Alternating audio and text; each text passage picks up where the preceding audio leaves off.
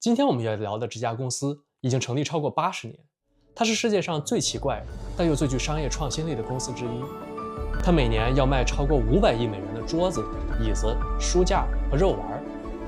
它所处的家具行业高度碎片化，但它仍以超过6%的市场份额位居全球第一。它是一个打造了很多家具购买习惯的创造者，一个不断为行业带来改变的颠覆者，一个从来没有拿过外部融资却能全球扩张的商业奇迹。它是一个来自瑞典小镇的全球最大家具商，零售界的超级巨头 IKEA 宜家。像上期一样，我们又要从100年前说起。我们来到瑞典南部的斯莫兰省，这是一个森林特别多、以山地为主的地区。1926年，我们的主角Ingvar Kamprad 英瓦尔·康普拉德就出生在这里。为了简便我们就管他叫小康。可是小康的家庭却一点都不是一个小康之家。他出生的镇子非常符合我们印象中的苦寒之地，土地贫瘠，不适合种地，气候寒冷，生活条件非常艰苦。小康家里的农场叫 Almteryd， 隶属于一个叫 Agonaryd 的村子，距离当地的镇中心埃尔胡姆特还有20公里。1926年，埃尔胡姆特这个镇子只有1000多人，而 Agonaryd 这个村子，即使到了2010年，全村也才220人。小康的爷爷当初逃难来到了这里，结果2年以后就因为太过困难而自杀了。但也正是这种困苦的环境，塑造了小康的信条，那就是一定要挣钱，钱才是尊严和安全感的来源。而我们的小康也确实是个商业奇才，他从5岁开始就做批发零售的生意，卖过很多的小商品，火柴、圣诞卡、墙面装饰画、花园种子，直到发现了一个小众但是很受欢迎的商品——进口钢笔。大概在12岁的时候，小康就开始从巴黎进口钢笔，再拿回斯莫兰省销售，生意可以说做得风生水起。12岁那年，他就从当地银行贷款了500克朗来扩展钢笔生意。1938年的500克朗相当于今天差不多1万块钱人民币。大家想一想，这是什么样的执行力？而更重要的是，这500克朗直到今天依然是宜家历史上唯一的一笔资本投入。对的，你没有听错，这之后宜家没有拿过任何1分钱的外部投资，也没有进行任何债务融资，他就靠着自己的现金流一路滚雪球，成就了今天的商业帝国。1943年，17岁的小康考上了哥德堡商学院，他的钢笔生意也是越做越大，货品种类也丰富起来。为此他注册了一个公司，用来扩大自己的业务。北欧人极强的创造力又体现出来了，他用自己的名字，他家农场和村子的名字组合出了公司的名字 Ingvar Kamprad Almteryd Agonaryd， 而这4个词的首字母 IKEA 也就成了公司的名字。最一开始IKEA 做起了那个年代非常前沿的邮购生意。小康去图书馆找到各种贸易杂志，给杂志上列出来的欧洲供应商写信，希望做他们在瑞典的销售代表。这时候他已经在玩一个非常现代的商业模式，那就是 drop shipping， 无库存的商家直邮。简单来说，就是他在瑞典收订单，然后把订单发给供货商，让他们直接把货邮寄给客户。虽然现在听起来很普遍，但是在当时，小康确实是最早一批开始做商家直邮的人。等到小康靠这种模式积累了一整套供货网络，便自己做了个商品目录，取名 IKEA News， 在全国范围内打广告，把自己的销售网络扩展到全国大大小小的农村里去。1948年，小康决定在目录里加入家具，结果反响出人意料的好，目录里的家具几乎是款款大卖。这是为什么呢？因为在邮购家具出现之前，农村人或者住在乡下的人能买到的家具非常有限，很多都是祖传的，或者是推销员带来的二手货。他们能买到的家具只取决于推销员的库存里有什么家具。同理呢，推销员也没有稳定的客流或者回头生意，所以他们也要靠抬升价格来维持生计。这也就导致了农村人能买到的家具种类少，价格高，而且没得挑。目录邮购很好的解决了这个痛点，让顾客足不出户就能买到更多样、更便宜的东西，外加下沉市场的需求又特别大，所以产品卖得飞快。说到这儿我们暂停一下，我们来快速的回顾一下小康做了什么。他把宜家做成了一个靠邮购目录直卖商品的公司，通过全国打广告吸引用户，再靠体量优势把价格压下来。宜家让以前买不起家具的普通人，尤其是农民，也能用便宜的价格买到像样的家具。但是，他做的每一件事，别人也都在做，可没有任何一家公司最终变成了宜家。到底是什么让宜家脱颖而出呢？接下来我们讲讲3个关键的变化。1950年代初，邮购家具市场越来越内卷了，各家拼命打广告拼价格。但这个商业模式在那个年代有一个问题，就是产品质量没有保障。邮购生意靠的是在目录上的产品图来进行宣传，而谁都能把图拍得漂漂亮亮，吹得天花乱坠。你比如说高端实木、意大利工艺、进口品质，而等到你收货的那天，你就发现买的椅子坐上去咯吱咯吱的响，买的柜子一晃就塌了。怎么办呢？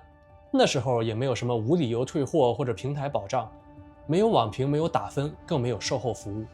结果整个行业就变成了谁忽悠的厉害，谁就能活下来，劣币驱逐良币。而真心做产品的宜家反而被搞得很被动。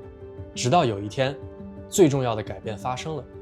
有天晚上，小康和他的员工一起加班的时候，突然灵光一现，他们想，要不要我们做一个展厅，让大家能来现场看一看、摸一摸、坐一坐，切身感受一下我们的家具。如果能让顾客亲眼看到、亲手摸到我们卖的家具，感受到我们产品的质优价廉，顾客就更愿意购买。小康的执行力依然很爆表，他们真的就这么干了。1953年，小康在阿尔胡姆特镇花$2500租了个老工厂的2楼，又花了$75000把它改造成了宜家的第一个展厅。注意啊，这个展厅一开始不是商店，你只能在这里记下来你喜欢哪些家具，然后回家通过邮购下单。展厅只是一个让你体验产品的地方。你可能会想，这操作还挺奇葩的。你看，在瑞典一个18线小县城开一个展厅，然后指望全国各地的人坐火车来看展品，而且还不能买走，谁会这么干呢？但结果就是1953年3月展厅开张，第一天就来了上千人，全国各地的人专门跑到阿尔胡姆特，就为了亲眼看看宜家的家具。小康和团队甚至担心展厅所在的2楼地板能不能撑得住那么多人。就从那一刻开始，一个新的宜家模式诞生了。展厅不仅仅是展示商品的地方，它是建立顾客信任、创造生活方式想象的地方。顾客可以在宜家的展厅里看到一个起居室、一个卧室、一个厨房的样子。他们不只是来看家具，而是来体验我的家可以变成这样。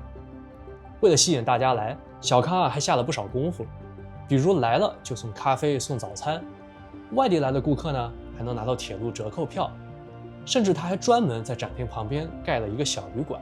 这个展厅加目录的组合是真的前无古人，而效果也是非常明显。展厅开业1年，销售额就突破了100万克朗，第2年突破300万，第3年翻了1倍，直接达到600万。而那个时候，宜家整个公司还不到30人。当别人还在靠广告忽悠卖货，宜家已经开始用沉浸式展厅打动人心，形成了自己独一无二的商业模式。很多人一提到宜家，就想到北欧风、简约风，但对于1950年代的瑞典农民，买家具的偏好依然是结实、厚重、耐用。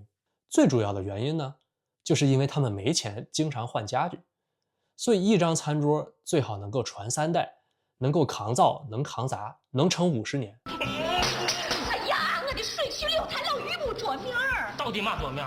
你管。但进入60年代，瑞典开始推行住房保障政策，城市化进程大大提速，大量的年轻人离开农村，搬进了城市的公寓。年轻人是没办法把那些沉重的祖传大木柜搬到公寓里的，他们需要的是能自己搬、轻便实用、能适应小户型的现代家具。小康敏锐地察觉到，这就是未来的消费人群，也是宜家的机会。他开始为这些人设计家具，设计一种价格亲民、外形简便、功能实用、搬起来方便的家具。所以从60年代开始，宜家推出了很多现在都还在卖的经典产品，像比利书架、埃格拉咖啡椅，还有 Like 茶几。这里我们多说一句，这个茶几作为 IKEA 的爆款产品，1年能卖2000万张。而且在2025年依然只卖13美元。它不是高端货，但便宜、耐用、不难看，尤其受年轻人欢迎。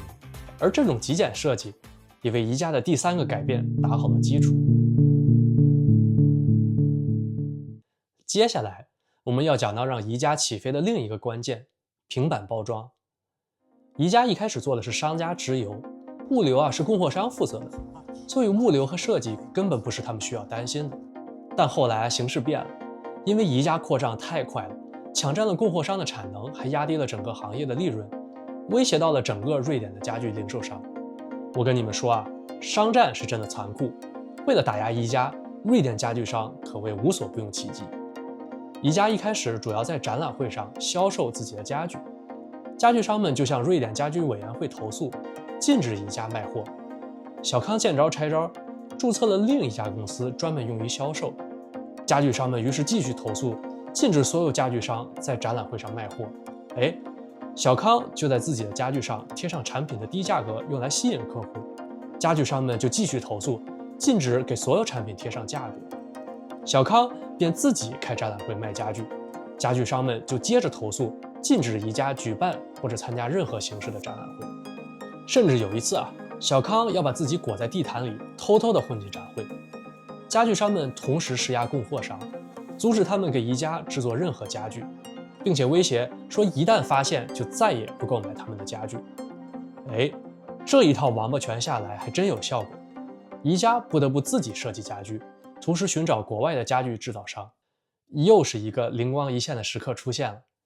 有一天，小康和他的设计师在给一张自己设计的桌子拍照以后，设计师发现桌子放不进汽车的后备箱。他抱怨说桌子占了太多没用的空间，如果能把桌腿卸下来放到桌面下面，这样就能省出很多地方。小康此时敏锐地察觉到了商机。他想，如果要设计一种可以拆卸的家具，然后当制造商把这些桌子发给顾客时，他们就可以在卡车里装下更多的货物。而这就是平板包装的开始。从那之后，宜家的家具都开始围绕能不能拆分来进行设计，而这带来的好处也是非常多的。最显而易见的就是卡车可以装更多的家具，把那些占了空间的桌子、椅子、沙发变成统一尺寸的箱子，运输效率大大提升。第二点就是家具要靠顾客自己组装，省掉了人工成本和时间成本。这里说几个有意思的点首先就是宜家效应，也就是顾客对自己组装的家具更珍惜，会潜在地认为这些家具具有更高的价值。另外一个有意思的点就是宜家的家具安装说明几乎没有文字，只有一个小人的图示，这样就方便他们在全球推广的时候，不需要为每个国家和每种语言出一本专门的安装说明，也是一个节省成本的小细节。平板包装的第3个优势就是顾客甚至可以把家具自己搬回家，不需要租卡车，不需要请搬家工人，间接刺激了购买的欲望。还有一点就是因为平板堆放，家居可以堆放得更稳、更整齐，降低了运输过程中的折损率。更重要的是平板包装只有在简约设计的基础上才能成立。如果家具上有很多雕花，造型奇怪，是很难做成平板件的。所以极简设计和平板包装是一种你中有我，我中有你的关系。到了1960年代，全球人口结构发生了变化，宜家也正好踩在了节奏上，它处在了一个完美的风口，开始进入爆发式的增长。1955年，宜家的销售额是600万克朗，而到了1961年，已经涨到了4000万，6年时间增长了将近7倍。1965年6月，宜家开了自己的第2家展示型门店，这家店呢远远超过了第1家的规模，面积接近5万平方米。小康在这家门店上投入了大量的小心思，引入了很多后来一直采用的概念。首先，去过宜家的朋友可能都有这个体会，展厅设计的就像迷宫一样，你要被迫按着动线在展厅里面闲晃，参观所有的商品。而实验表明待的时间越久，就越能促进冲动消费。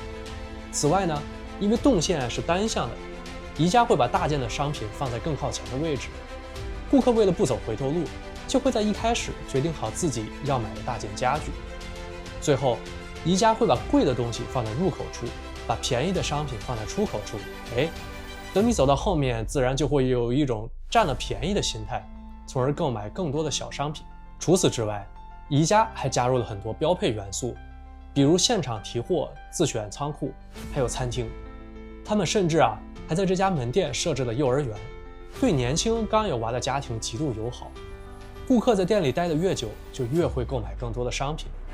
为了这家店，宜家可以说是下了血本，投入了1500万克朗，是当时将近2年的利润。而巨额的投入带来的效果也是立竿见影的。运营第1年，销售额直接提升了7000万克朗。从这个时候开始，宜家终于成为了今天我们熟悉的那个模样，商业模式开始成型，门店形态也固定了下来，并且正式开启了全球扩张。从60年代开始，宜家以闪电般的速度扩张，走出瑞典，冲出欧洲，走向全球。截止到2024年，宜家已经扩展到全球63个国家，482家分店，而营收额也从60年代的2000万美元一路增加到现在的500亿美元，翻了整整2500倍。与此同时，宜家又是一个非常有意思的商业存在。一方面，创始人和整个公司文化都强调微薄的利润率，极尽所能的节俭，并且不依靠外部资本。但另一方面呢，它又能保持极快的增长速度和全球扩张，两种非常矛盾的事情神奇地存在在一家公司身上。最后我们回到故事的主人公小康。进入70年代以后，他已经50多岁了，我们已经不能管他叫小康了，我们就管他叫康叔。康叔开始考虑如何解决税务和传承的问题。在一众顶尖律师7年的努力下，康叔成功地设计了一套复杂的构架来实现宜家的传承和避税。简单来说，宜家被拆成了2个部分。第一部分是负责全球所有店面的实际运营部分，叫 Inca Holding， 归属于荷兰的一个慈善基金会 Inca Foundation。第二部分叫 Inter IKEA System， 这家公司拥有 IKEA 的品牌和理念，并且通过授权把品牌授权给 Inca Holding 的所有门店，而 Inca 要每年拿出营收的3%作为品牌授权费交给 Inter IKEA。而康叔的3个儿子也分别在这2个机构里面担任董事，这样一来就实现了2个部分相互牵制、相互依赖，没有任何一个人拥有整个公司的绝对控制权。到这儿为止，我们就讲完了宜家的完整成长路径。当然，它的成长也不是没有波折的，比如70年代他们进入日本市场的时候，就遭遇了严重的水土不服；又比如近10年整个电商环境的冲击，也对宜家的线下模式带来了很大的挑战。但即使如此，宜家依然是世界上最大的家具零售商。我们的主人公康叔最后也没有在50多岁退休，而是一直活到了91岁，直到生命最后几周，他都还在亲自走访门店、开董事会、做产品决策。以上就是我们这期视频的内容。如果你是正在创业或者对商业感兴趣的小伙伴，希望我的视频能为你带来启发或者鼓舞。最后，我们引用康叔在他的自传《一个家具商的宣言》的一段话作为这期视频的结尾。他写道：认为某件事情已经完成是最强效的催眠药。一个退休者若觉得我已经做完了，很快就会枯萎；一个企业若觉得我已经达成目标，就会迅速停滞，失去活力。幸福不是达成目标，而是在通往目标的路上。我们必须始终处于开始阶段，在各方面都如此。我们要不断问自己，我们今天做的事情，明天能不能做得更好？发现新方法的喜悦，必须继续成为我们的动力。